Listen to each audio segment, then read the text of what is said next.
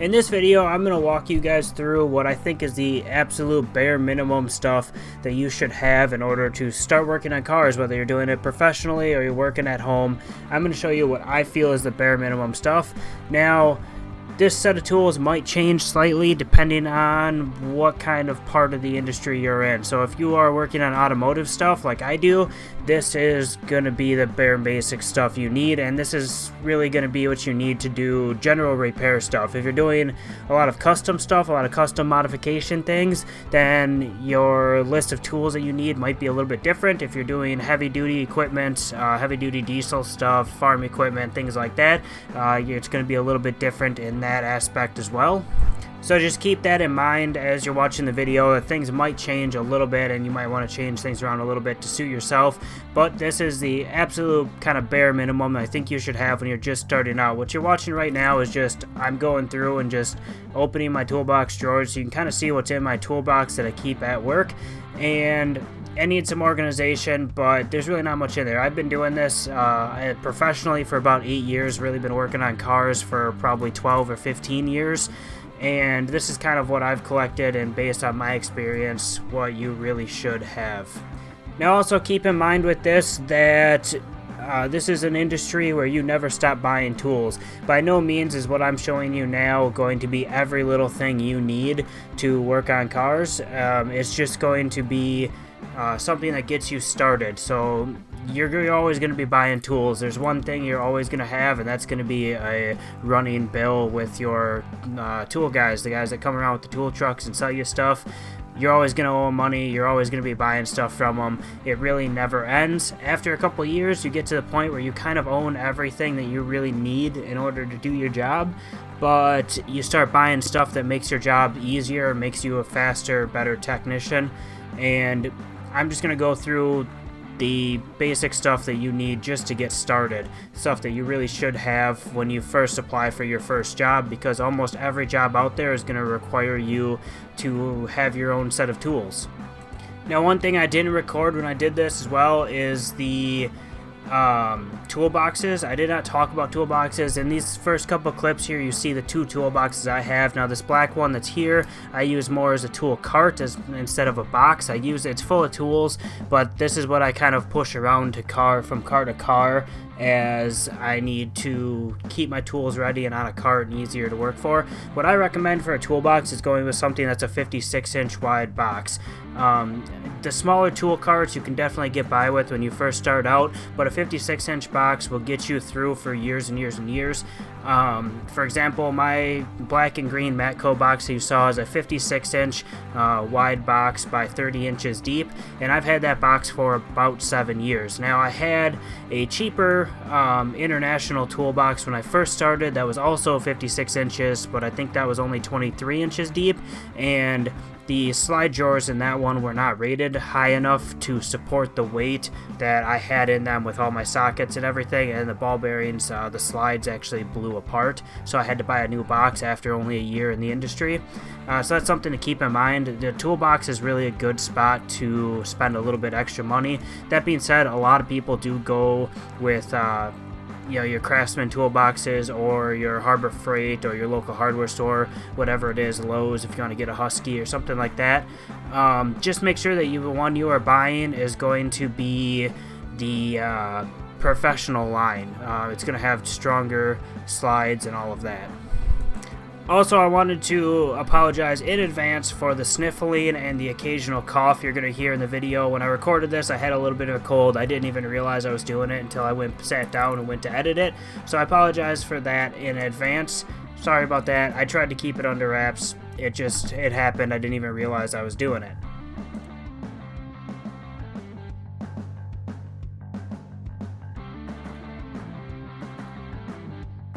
Okay, so starting off with the most basic thing you're going to need, you're going to use these every single day on almost every single job you're going to want, that you're going to do.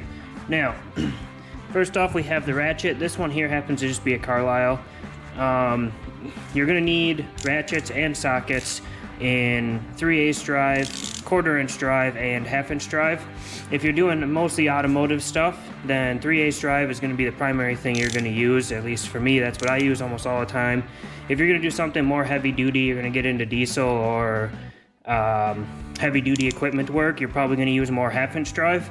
But for automotive stuff, 3/8 drive is definitely the most used thing you're going to use. 1/4 inch drive is used pretty heavily. And your 1/2 inch drive is used mostly if you're using something with an impact, something that's really stuck on. Now I only have 3/8 drive sitting here in front of me, but these are 3/8 drive shallow sockets. These ones here are Craftsman.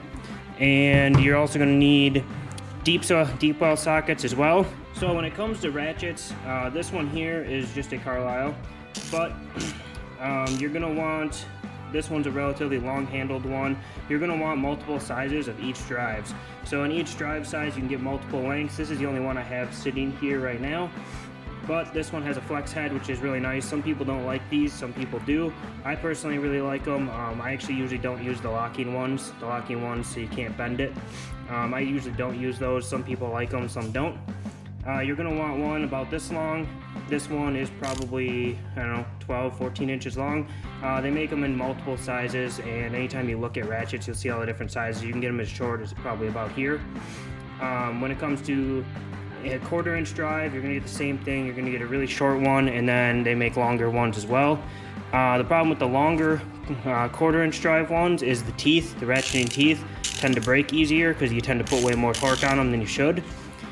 And when it comes to 1/2 inch drive ratchets, personally, I only have two sizes. I have one really, really long one that's probably 4 or 5 feet long, and that one just gets used if something is really, really stuck on and I'm really struggling with it. And then I have one shorter one that's probably about the same length as this 3/8 drive. I really don't use my 1/2 inch drive ratchets all that often. Most of your 1/2 inch drive stuff is going to be used with impacts, which we'll get into a little later.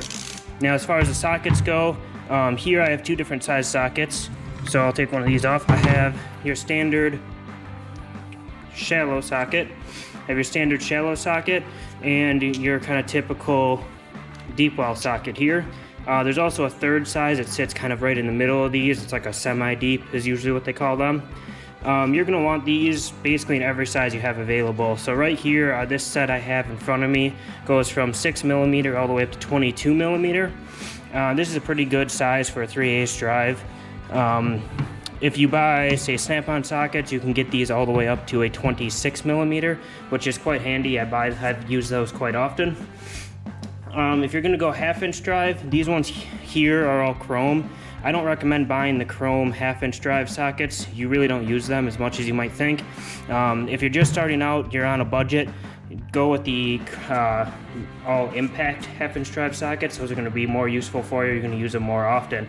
Most of my 1/2 inch drive chrome sockets are actually pretty rusty just from sitting and never being used. So you don't really use them that often. You're better off just buying the impact ones.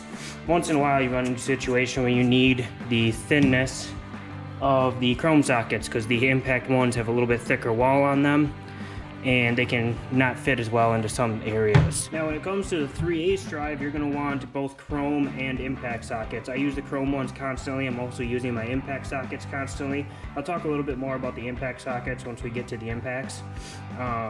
Assuming you have a 3/8 drive impact anyway, you're going to want both sizes, both chrome and impacts for that. And the 1/4 inch drive sockets, personally, I only own chrome. I don't have any sitting in front of me right now, but I only own chrome.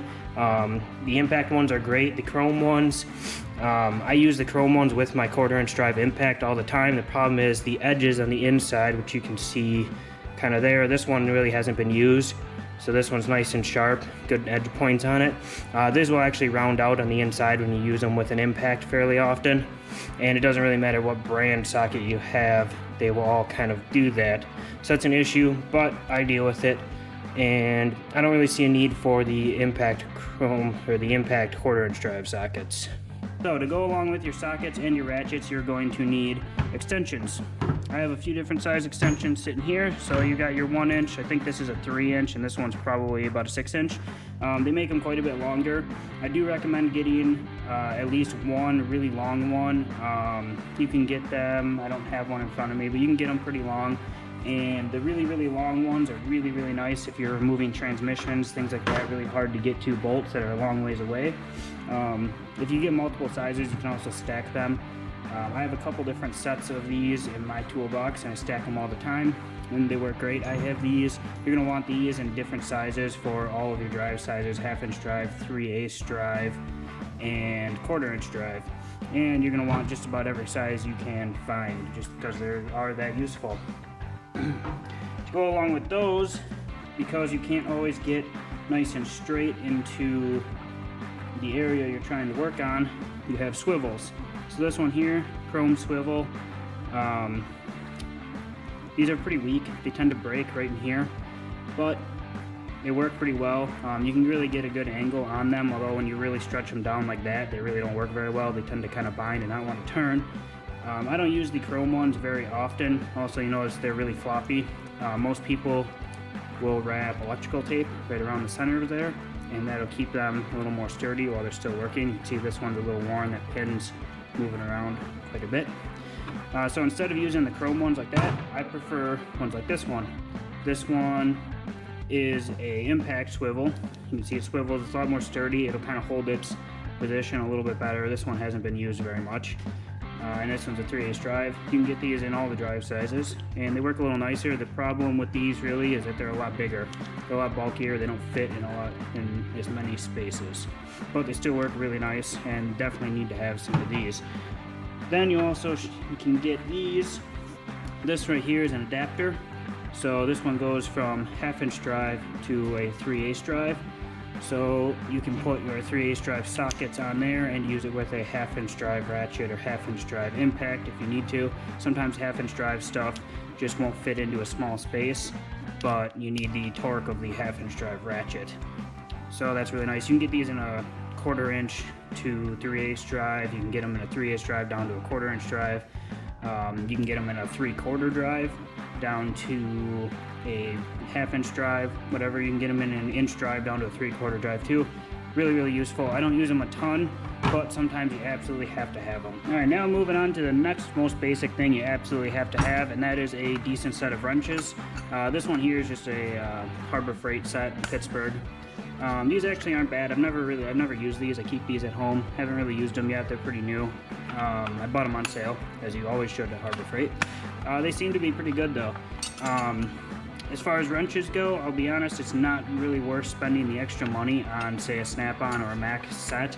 Some people swear by those. Craftsman is great if you are just starting out and you're on a budget. Craftsman wrenches are great. That's what I use. I've had my set of Craftsman wrenches for like 10 years and there's no really wear on them, nothing. They get used constantly and they're great. These set here, this side here is a standard set. It goes from a 1/4-inch up to a 7/8 inch. You're gonna definitely need bigger than a 7/8 inch. You can get some really big ones, which I have one of right here. So this one is a double-sided one. It's got 1.5" on one side, 1.1" on the other. This is actually for trailer hitches, for the balls on a trailer hitch. That's what that is for. But you're gonna need a big set of those. Those, definitely recommend getting those from Harbor Freight. They're really cheap. You can get a big set of them that look just like these ones with the open end on one side, the box end on the other. I've had those, a set of Harbor Freight ones that go up to I think 2" for, again, like 10 years, and they've worked perfectly fine. I've never had an issue with them.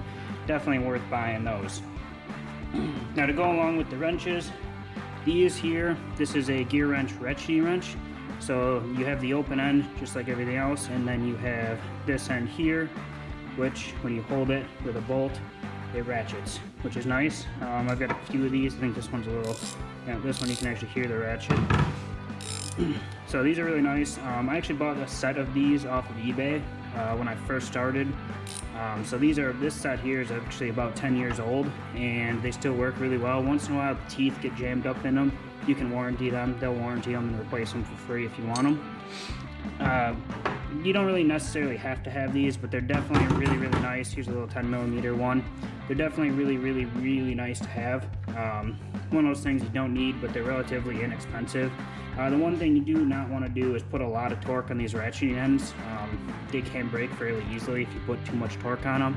So you definitely need the box end wrench. Break a bolt loose with the box end on a normal wrench, and then grab this and zip the bolt out as quickly as you can, just like that. Really good to have. Now this, I have a couple different of these. These are adjustable wrenches. Some people swear by these things, some people absolutely love them. Personally, I don't even have any in my toolbox at work. I keep a couple at home. They're kind of handy, but they're really not that strong. It's kind of hard to get a really good bite on a bolt without rounding them out. Personally, I work on a lot of stuff that has a lot of rust on it, so these really don't work very well. I end up rounding off bolts with them. So I don't use them, but a lot of people absolutely love them, so I figured I'd include them. They're nice and kind of handy to have sometimes. Alright, so moving on to the next most basic thing you should have, and that is pliers. Lots and lots of pliers. There are about 1 million different sizes, shapes, and styles of these things. You can get them all over the place. What I have here is just a very basic set in front of me. These are kind of the basic ones that you absolutely should have, except for maybe these. Personally, I don't use this style very often, although the wire cutting end, I think you can see it right there. That end's pretty nice. The rest of these, I mean, they work, but not really useful to me. You definitely should have a good set of channel locks. These are really handy. These ones are just a cheap Harbor Freight set here. This one, I think, came from a local hardware store, I think. Stitch, I think is the brand, but this one's really nice. I actually prefer these styles.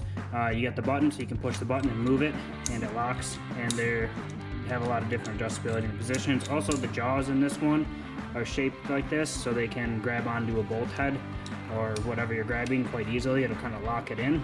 I use these quite often. Personally, my favorite brand of these, I like using the Knipex. The Knipex ones are really good. They're very durable, they're very strong.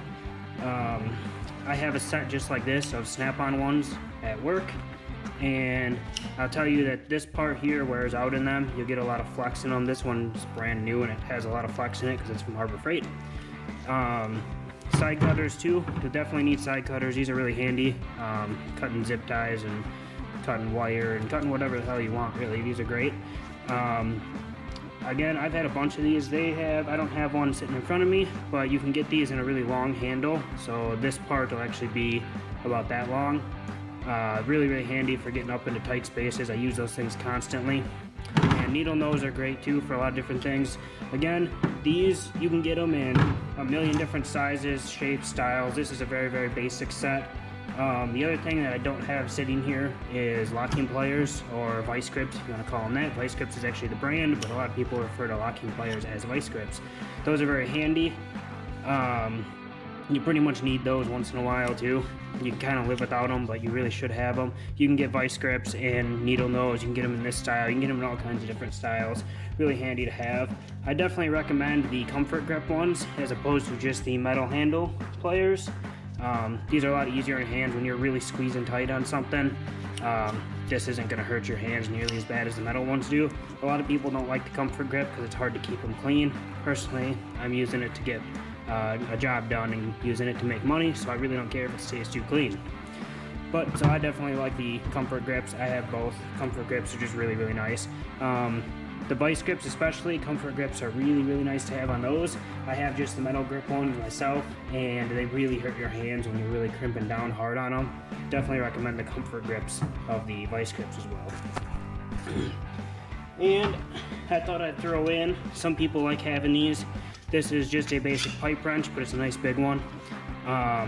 These are quite handy, so if you're breaking one of these out, you're probably having a pretty bad day, but they do come in handy sometimes. Sometimes you really need something like this, so I thought I'd throw that in there too. Alright, so moving on to hammers. I have a couple hammers here. This one here is just a basic rubber mallet. I don't actually recommend this as far as automotive use. This is just one I had laying around at home. Really kind of useless. Some people probably use them. You're much better off to go with a plastic face dead blow hammer. The dead blow is essentially not going to do any damage, just like this won't. If you hit something with this, it's not really going to hurt it because of the rubber. The dead blow is more of a plastic facing thing, and it has some media inside of it, so when you go and hit something, the media rocks forward and adds a little extra oomph to whatever you're hitting. That's really handy. This right here isn't specifically used for automotive use. I don't use one. I prefer the dead blow. You can also get a smaller version of this that has plastic tips in it. Some of them actually have removable tips, so you can screw the tip off, put a different surface on. So if you're really afraid of marring something, if you're going to hit something that's aluminum or brass or something like that, the plastic face one's really handy, so you don't damage anything. This one here is this one's a 2-pound maul. It's just steel. This one's from Mac, has the anti-vibration. There's different pipes that come in here, so it doesn't hurt your hand as bad when you're really hitting something. Personally, I don't use the 2-pound maul. I actually prefer the 3 and 5-pound mauls, but really handy. Use them all the time. The other hammer I don't have sitting here is a ball peen hammer. So you're going to have one end of the ball peen that looks just like this, except it's going to be a little bit smaller, and the other end is going to look kind of similar to this, but this is going to be rounded off and kind of a ball. That's probably the most used hammer you're going to use in automotive stuff. Again, these these you can get in pretty much any shape and style you want. There's a whole bunch of different ones.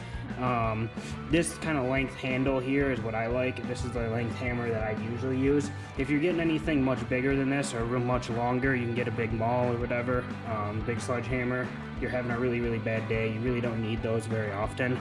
And this kind of size hammer usually gets the job done. Sometimes you do need to get into a really small space where this won't fit, and you got to go something with a little bit shorter handle.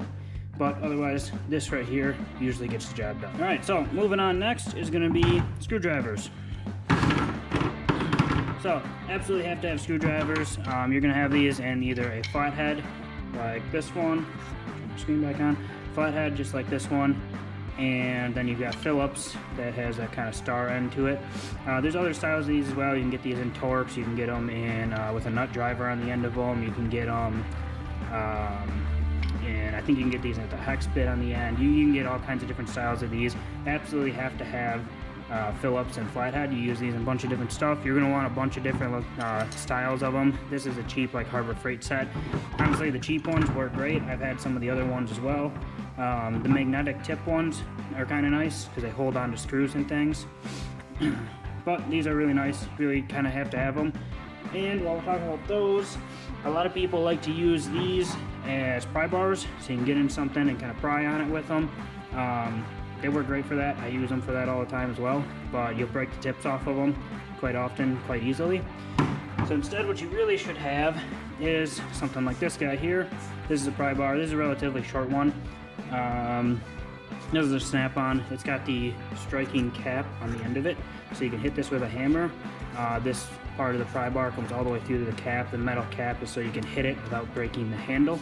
Really nice to have because you're going to use that constantly. You're going to be hitting it all the time. This is a relatively short one. You can get these in a ton of different sizes.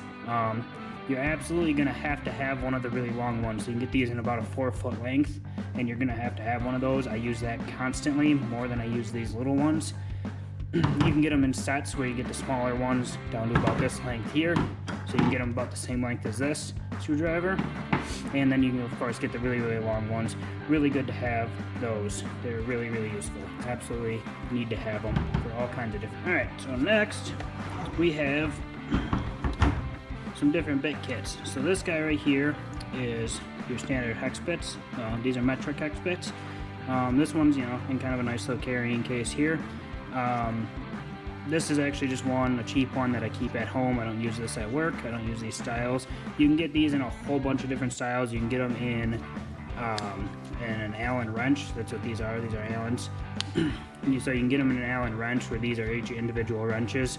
I use those once in a while. What you're really better off getting is sockets. So you can get sockets that have these ends in them.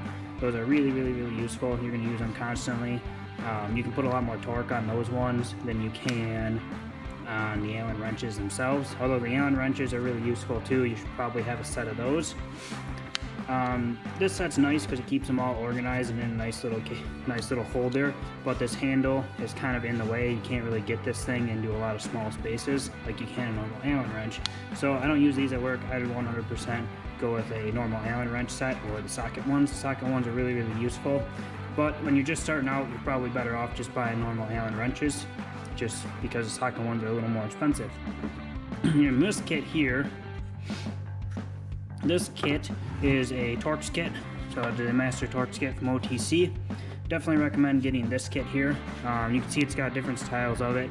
So this one's got Torx Plus, the tamper resistance Torx, and the E-Torx external Torx. So if you're working on cars, a lot of manufacturers use these just about everywhere. Interior bolts, exterior, brake calipers, all kinds of different things. They use these all the time. The reason I recommend this set is because you get the external Torx that goes all the way up to a 24 millimeter. A lot of manufacturers like to use these for the bolts that hold seat belts in. So if you're going into body work or any kind of interior work really, and you need to remove a seat belt, you're going to need some of these really big ones for some of those. The 20 millimeter one, you actually will need that to do brakes on a Jeep Cherokee. That's what I bought this for. Jeep Cherokees, the newer ones, 2014 newer, they use, I believe it's the 20 millimeter. It's either the 20 or the 24, but I believe it's the 20 millimeter. They use this to hold the brake caliper or the brake pad caliper bracket down. So it needed to have that, so that's why I have this set. The Torx Plus, they're kind of rare. You can see this one here is a Torx, so it has the kind of star bit, the sharp edges there. Or this one, let me get a bigger one. Use a bigger one, a little easier to see. This one you can see it has the kind of squared off edges. Not focusing very well, but it has the kind of squared off edges. You don't run into these very often. They're pretty rare. They just happen to come with this kit. If it wasn't for these kits, I prefer it coming with this kit. Bumping the camera. If it wasn't coming for this kit, I probably wouldn't own these. You don't run into them very often. They're pretty rare. And then you have the tamper-proof Torx. So tamper-proof ones have this little hole right in the middle of them. So I can get that to focus, which I can't, of course. They have the hole right in the middle of them. You need these. What'll happen is you'll get a bolt that has a little nipple in the middle of it so that you can't use this style Torx in it because it doesn't have the hole. Gotta have these. You'll run into those quite often, all kinds of different applications. I really like this kit. This kit here is relatively inexpensive and it's a pretty complete kit. And I believe these are all warrantyable too. I believe OTC covers these with a lifetime warranty, so you can get them replaced for free if you happen to break them. Which I think I have a couple broken, like this one. See, the tip is broken off there. They break quite often. You're definitely going to want to buy a set of these that has a warranty because you do break them. They break quite a bit.